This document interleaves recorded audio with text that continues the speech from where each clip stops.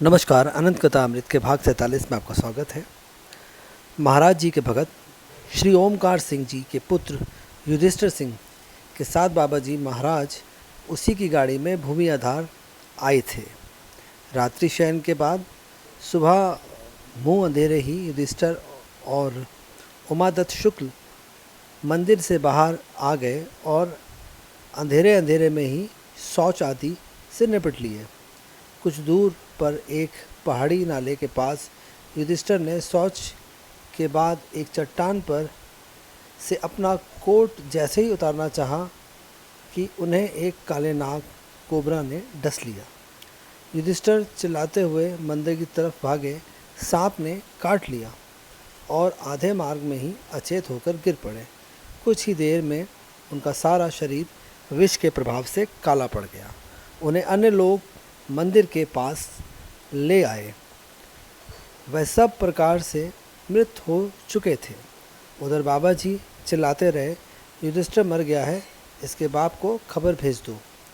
कुछ देर बाद उन्होंने ब्रह्मचारी बाबा को डांट लगाई कि देखते क्या हो, इसे खूब तेज चाय पिलाओ। ऐसा ही करने का प्रयास किया गया, पर मृत को कैसे पिलाई जाती चाय। तब बाबा जी स्वयं आए, युधिष्ठिर को डांट कर कहा, उठ चाय पी, और अपने ही हाथों से उसे उठाकर बैठाकर चाय पिला दी। उसके बाद उसको आज्ञा दी, उठो गाड़ी पर बैठो, हमें रानीखेत ले जाओ। सभी आश्चर्यचकित हो यह तमाशा देखते रहे। बाबा जी स्वयं उसके बगल में बैठ गए।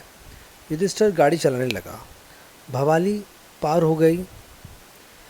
उधर बाबा जी और तेज कहते रहे तथा जब भी युधिष्ठिर विष में झूमने लगता या सोने लगता, तभी महाराज जी उनको अपने पाँव की ठोकर से सचेत कर देते, कहते हुए कि सोता क्यों है।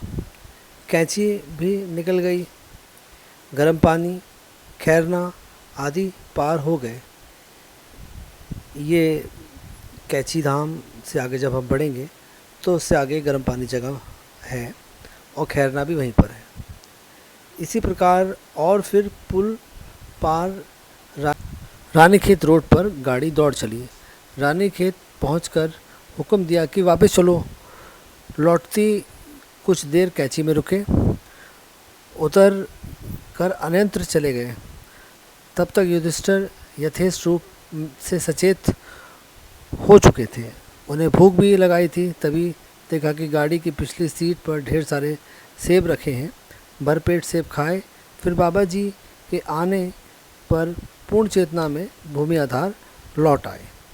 विष का पूरा इलाज हो गया। एक सर्प दंश से मृत प्राय व्यक्ति द्वारा पहाड़ी सड़क के उतार चढ़ाव एवं मोड़ में गाड़ी चलाए जाने की कल्पना पाठक स्वयं कर सकते हैं। ब्रह्मचारी बाबा के अनुसार इस घटना के बाद महाराज जी 3 दिन अधिकतर कुटी में बंद रहे। उनका सारा शरीर काला बना रहा 3 दिन तक। आज के लिए बस इतना ही। फिर मिलेंगे अनंत कथा अमृत के एक नए अध्याय के साथ।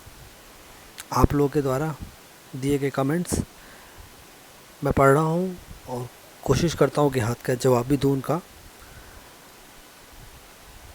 राम राम।